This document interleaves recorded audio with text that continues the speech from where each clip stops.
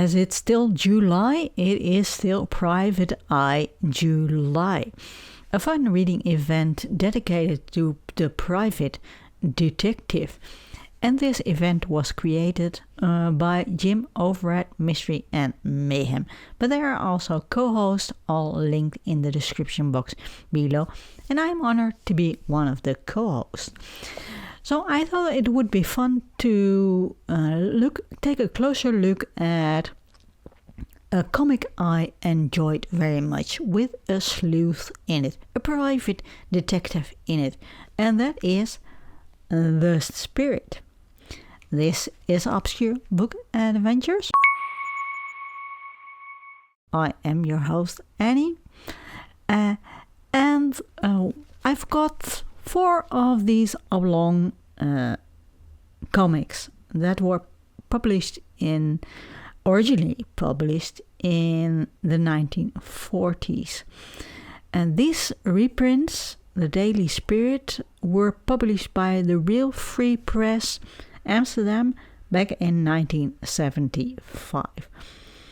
I think they were just reprinted as they were published back in the 1940s. Usually, or quite often anyway, when they reprint such old comics, they polish up the lettering or the text in the text balloons, or they just hire somebody new to do the lettering anew. But I don't think they did this with these comics. I must add that although this series of 4 oblong comics were published in the Netherlands, they are in English. They are not Dutch, translated into Dutch. I enjoyed the humor of The Spirit very, very much. When I started reading this edition, anyway, but on every page there was just something that took the joy out of the reading of it. And you may have guessed what this is. It has to do with the lettering, the text in the text balloons.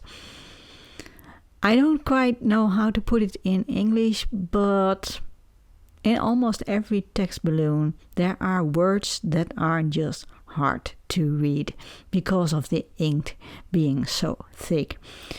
And there are words, sometimes the ink is so thick that it's just clogging up the letters, and to make it harder and harder to read.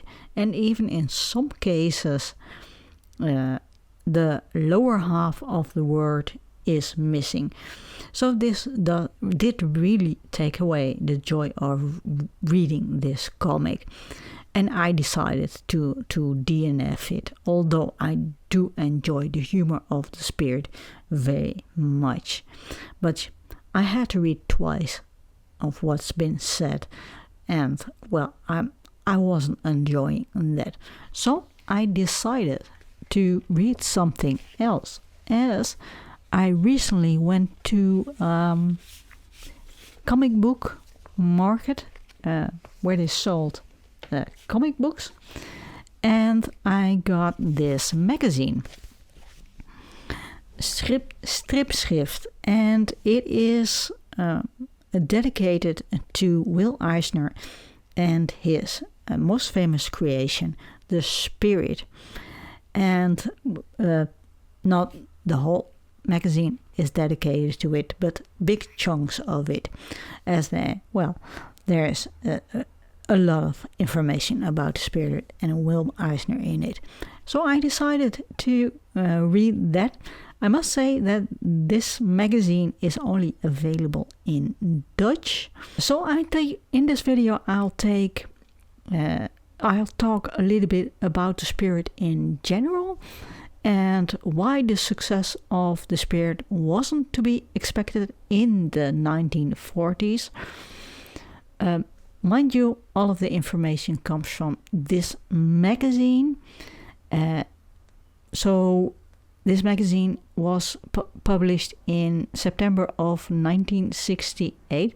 So let's transport ourselves back to 1968.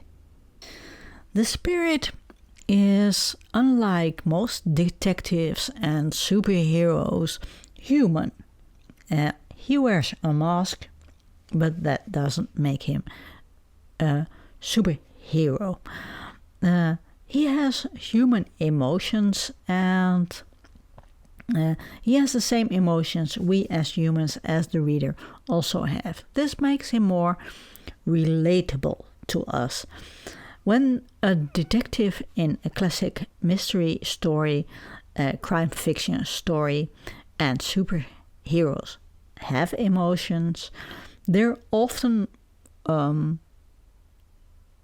serve a higher purpose, and that the purpose being serving justice. But not with the Spirit. When he gets into a fight, we see him getting hurt, and he doesn't sometimes even he ends up in the hospital. He doesn't, like superheroes, just brush off the bullet wound that is left in his body or anything, and goes on with the fight or goes on chasing the villain. No, we see pain in the Spirit's face when he gets hit by a bullet. And another thing, when a friend of his dies, he really is sad and even cries. Well, these are just human emotions. This is one of the things why I don't like superhero stories, and I do like the Spirit. He wears a mask, but that doesn't make him a superhero. In the core of it, he is a human. Eisner always wondered what the audience expected of its heroes and villains. So I think that's why he made his villains human and not pure evil. They have a backstory and they have reasons for doing the things they do, which from their point of view can be seen as understandable. So Eisner's villains are three-dimensional. All of Eisner's characters are three-dimensional, and if you make them, Eisner always believed that if you make your characters more human, they become more realistic, and I agree with that. When Eisner created the Spirit, it was the time of the Depression. It was the 1940s and 1950s. Now, a lot of people think, and I think they are right to think so, that people, American people anyway, had more a need for escapism, an escape from their daily misery. For that reason, cinemas back in the 1940s did excellent business, and superheroes were also, for the same reason, a great success.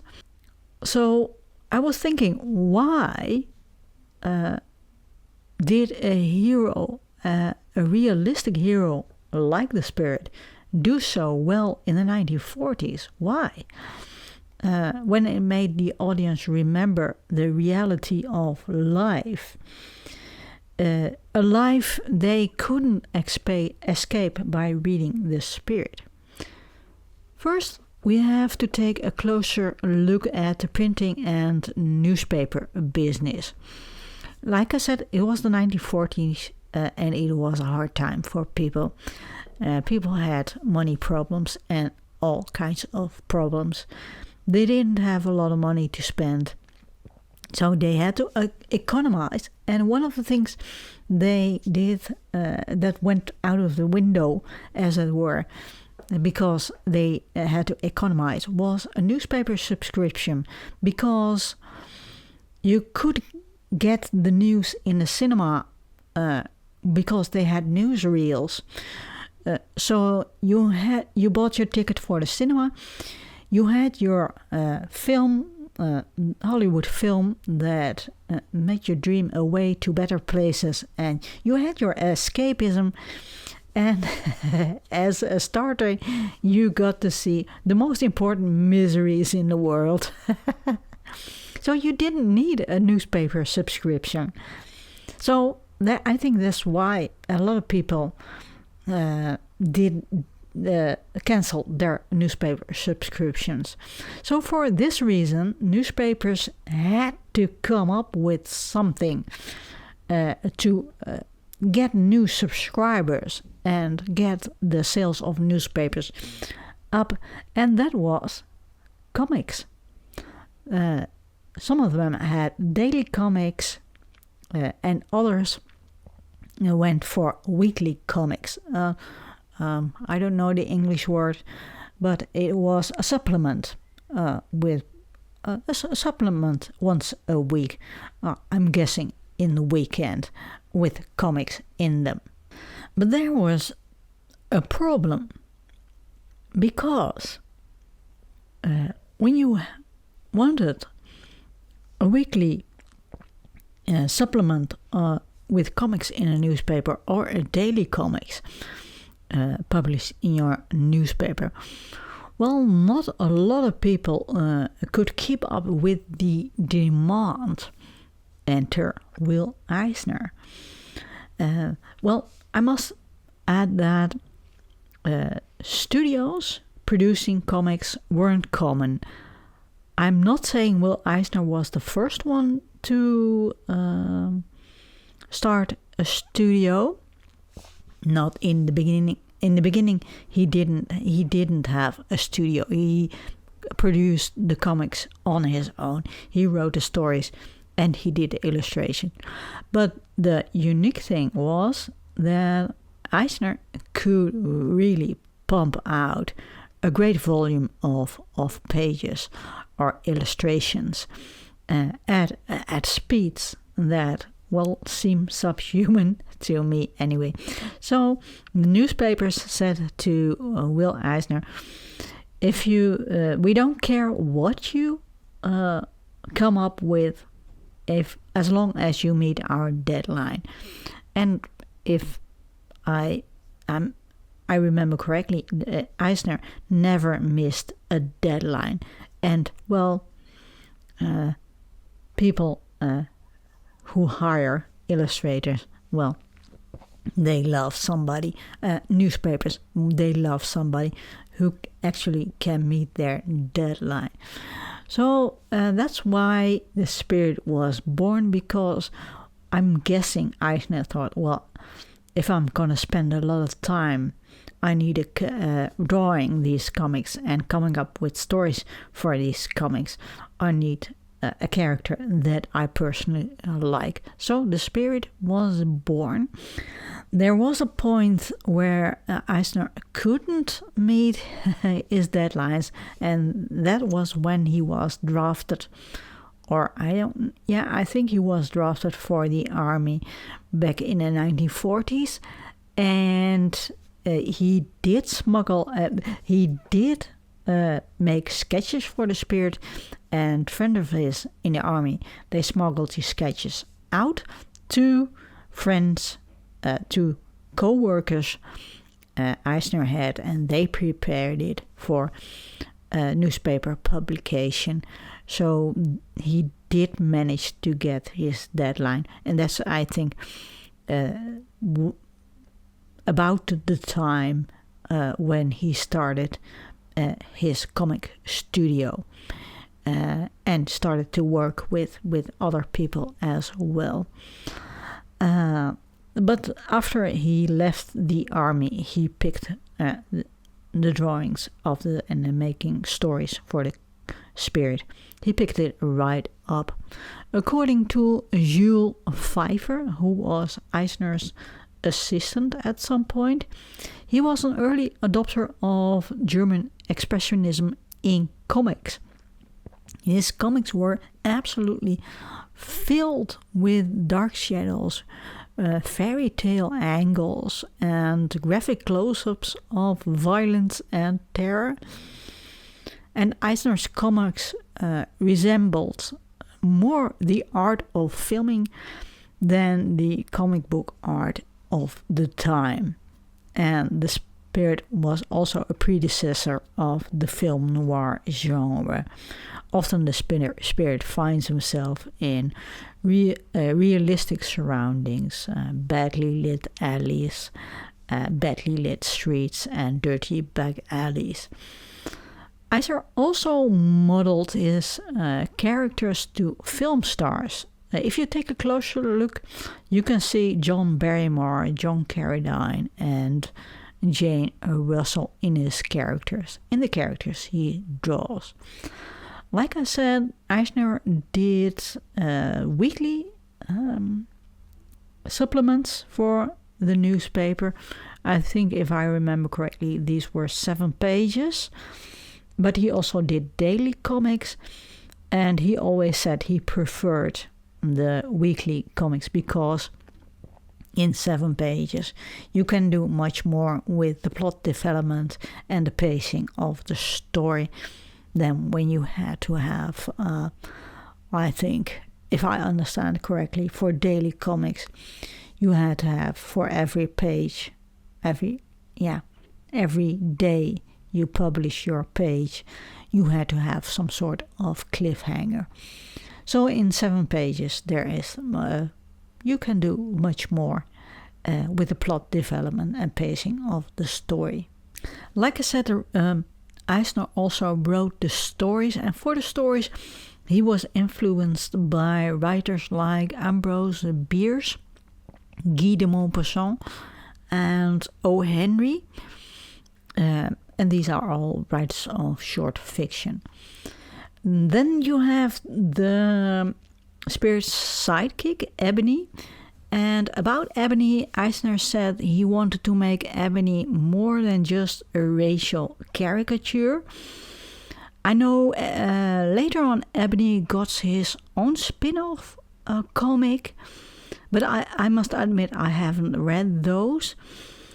So I don't know, but Eisner said that he wasn't strong enough, well, at the time, I'm guessing, to make Ebony a character who worked independent from the Spirit. But he does, Ebony, from what I understand, also solves mysteries himself. So I don't know if Ebony really ended up like an independent character, solving his own mysteries or not, or that the Spirit was also some sort of involved in his adventure. I don't know. But from what I understand, Eisner wanted to rebel against the custom of reducing people to racial stereotypes anyway. Well, this concludes A Private Eye July for me.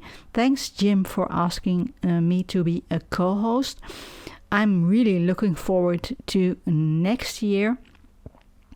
So I hope we can do this again because I enjoyed myself tremendously. Well, keep sleuthing, and I hope to see you in the next video.